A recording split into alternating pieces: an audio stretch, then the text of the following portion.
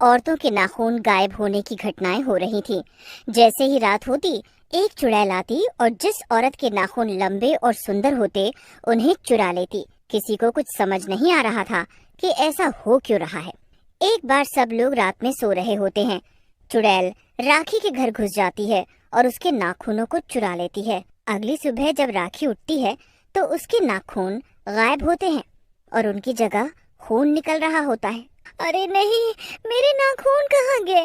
और ये खून, कितना दर्द हो रहा है। अरे राखी, क्या हुआ?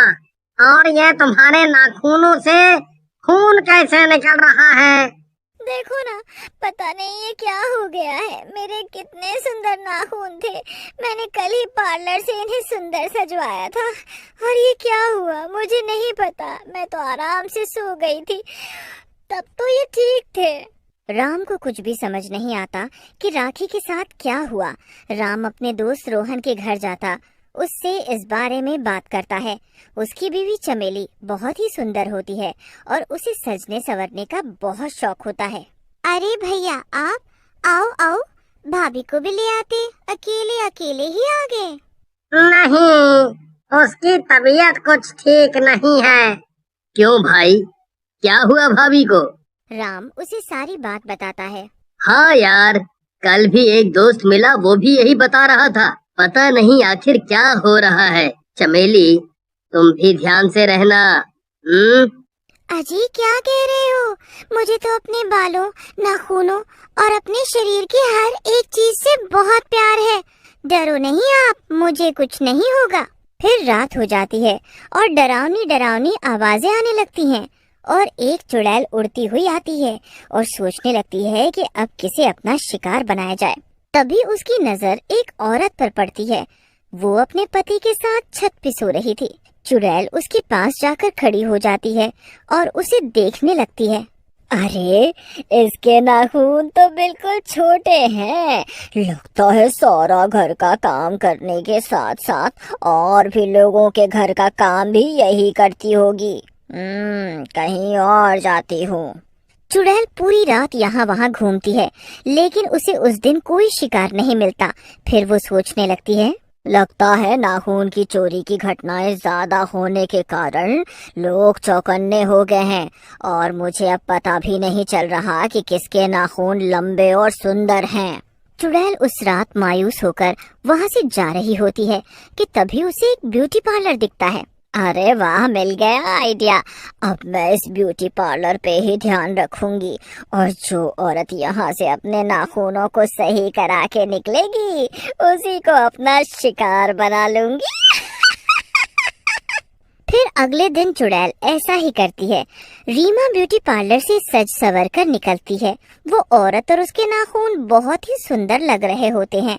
चुड़ैल उसे देख लेती है और फिर आधी रात होते ही उसके घर पहुंच जाती है और उसके नाखून चुरा लेती है।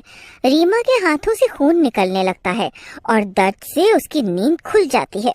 हे भगवान, ये चुड़ैल अंदर कैसे आ गई? अरे अरे, मर गई रे। इस नास बेटी ने तो मेरे नाखून ही ले लिए। आज ही मैंने इन्हें इतना सुंदर सजवाया था। तभी चुड़ैल चली जाती है। अरे रुक जा नास मिट्टी, कहाँ जा रही है? मेरे नाखून लेकर उड़ी जा रही है। अरे रुक जा, मैं तुझे नहीं छोड़ूंगी। वो चुड़ैल का पीछा करती है, लेकिन चुड़ैल कहीं गायब हो जाती है। तभी उसका पति राहुल भी वहाँ आ जाता है। अरे क्या हुआ रीमा, तुम यहाँ चिल्लाते हुए क्यों आ गई? अजी देखिए ना, चुड़ैल मेरे सारे नाखून ले गई। अब मैं क्या करूँ? तुम ठीक तो हो ना? चुड़ैल ने तुम्हें और कोई नुकसान तो नहीं पहुँचाया? चलो कोई बात नहीं, अभी तुम चुप हो जाओ और अब चलो यहाँ से। वो चुड़ैल फिर से ना आ जाए, यहाँ हमारी जान को खतरा है। अगले दिन ये बात पूरी सोसाइटी में फैल जाती है कि रीमा के नाखून चुड़ैल ले गई। रोहन और बाकी के आदमियों को अपनी अपनी बीवियों की चिंता होती है और वो अपने घर जाकर अपनी पत्नियों को ध्यान से रहने को बोलते हैं। अरे आप डरो मत, मुझे कुछ नहीं होगा, मैं अपना पूरा ध्यान रखती हूँ। फिर रोहन वहाँ से चला जाता है और राहुल से जा मिलता है। अरे राहुल भाई, भाभी के बारे में पता चला, बहुत बुरा लगा। लेकिन ये सब कर कौन रहा है वो नहीं समझ आ रहा। हाँ यार क्या करूं, जब से रीमा के नाखून गए हैं उसने तो रो रो कर पूरा घर सर पे उठा रखा है। तुम भी भाभी का और अपनी बहन पिंकी का ध्यान रखना। वैसे भी भाभी को सजने संवरने का बहुत शौक है। हाँ, मैं भी अभी उसे यही बोल कर आया हूँ कि ज्यादा सजो सवरो मत, पर क्या करें, ये औरतें किसी की कहीं सुनती हैं। में रोहन सो रहा होता है, तभी उसे चिल्लाने की आवाज आती है। रोहन बहुत डर जाता है। उसकी बहन पिंकी भी बाहर आ जाती है। रोहन को चमेली कहीं नहीं दिखती। पता नहीं भैया, भाभी तो आपके साथ सो रही थी ना, मुझे कुछ नहीं पता, मैंने कुछ नहीं किया। क्या हुआ, तुम इतना क्यों घबरा रही हो, जैसे ये सब तुम ही कर रही हो। नाखून चोर तुम ही हो। अरे कहीं चुड़ैल ने इस बार चमेली को ही अपना शिकार तो नहीं बना लिया। चलो चलो बाहर चलकर देखते हैं, आओ जल्दी। बाहर एक औरत बहुत रो रही होती है।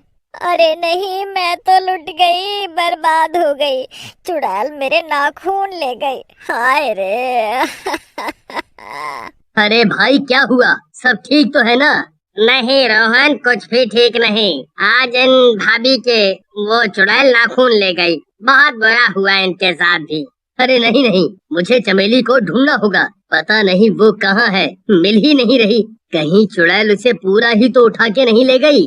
फिर वो यहाँ वहाँ चमेली को ढूंढने लगता है। जब वो घर आता है तो चमेली अपनी नाखूनों पे नेल पॉलिश लगा रही होती है। उसके नाखून और भी लंबे लग रहे होते हैं। चमेली कुछ नहीं बोलती और मुस्कुराते हुए अपने नाखूनों पे नेल पॉलिश लगाती रहती है। फिर अगली सुबह सोसाइटी में सब्जी लेने वाली आती है। सभी औरतें सब्जी लेने जमा हो जाती हैं। चमेली भी आती है। रीमा और राखी के नाखून जा चुके होते हैं। वो बहुत दुखी होती हैं, पर सब जब चमेली के नाखूनों को देखते हैं तो हैरान रह जाते हैं। अरे चमेली भाभी, आपके नाखून तो बहुत ही ज्यादा लंबे हो गए हैं। हाँ सही कहा, मैंने तो आज तक इतने लंबे नाखून किसी के नहीं देखे। नकली है क्या भाभी? नहीं नहीं, ये असली है, एकदम असली। मैं इनका बहुत ध्यान जो रखती हूँ। तभी चमेली की ननद पिंकी भी वहाँ आ जाती है। हाँ हाँ, भाभी के नाखून एकदम असली हैं। मैं ही तो भाभी के साथ घर का सारा काम करवाती हूँ ताकि ये टूट न जाए, तभी तो ये इतने लंबे हैं। फिर सारी औरतें अपने अपने पतियों को चमेली के नाखून के बारे में बताती हैं। पूरी सोसाइटी में चमेली की ही बातें हो रही होती हैं। रोहन सबकी बातें सुन लेता है। उसे बहुत बुरा लगता है कि उसकी बीवी के बारे में सब बुरा भला कह रहे हैं। फिर वो अपनी बहन पिंकी से इस बारे में बात करता है, लेकिन वो कुछ नहीं बोलती। फिर रोहन राहुल के पास जाता है। राहुल भाई, मुझे बहुत डर लग रहा है। सब लोग चमेली को ही चुड़ैल बोल रहे हैं। मैं क्या करूं, कैसे पता करूं कि आखिर बात क्या है? भाई तू भाभी पे नजर रख, रात में सोना मत आज। फिर देख। फिर दोनों मिलकर रात में चमेली पर नजर रखते हैं। आधी रात होते ही अजीब अजीब सी आवाजें आने लगती हैं और चमेली उठ जाती है और तड़पने लगती है और देखते ही देखते वो एक भयानक चुड़ैल में बदल जाती है। राहुल और रोहन की आंखें फटी की फटी रह जाती हैं ये सब देखकर। तभी राहुल की बहन वहाँ जाती है और रोने लगती है। भैया, आज आपको सब पता चल ही गया तो मुझे भी बचा लो। भाभी वो चुड़ैल है जो सबके नाखून चुरा रही है और मुझसे डरा धमकाकर सारा घर का काम करवाती है ताकि उनके नाखून टूटे नहीं और लंबे होते जाएं। उनकी शक्ति उन नाखूनों में है, अगर वो कट जाएं तो भाभी चुड़ैल के साए से मुक्त हो जाएंगी। फिर सब चमेली के पीछे जाते हैं। चमेली बहुत ही खतरनाक चुड़ैल लग रही होती है और एक औरत के नाखून चुराने ही जा रही होती है। वाह, इसके नाखून तो बहुत अच्छे हैं, इन्हें चुरा लेती हूँ। तभी वहाँ रोहन और राहुल पहुँच जाते हैं। अच्छा, तो तुम्हें मेरी सच्चाई पता चल ही गई।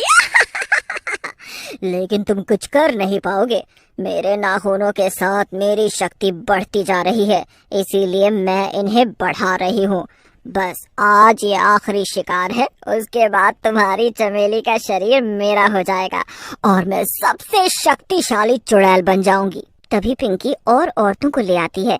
सब मिलकर चुड़ैल को पीछे से पकड़ लेते हैं। भैया, जल्दी से चुड़ैल के नाखून काट दो।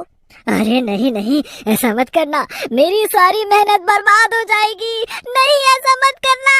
रोहन चुड़ैल के नाखून काट देता है। नाखून कटते ही चुड़ैल की सारी शक्तियाँ खत्म हो जाती हैं और चमेली ठीक हो जाती है।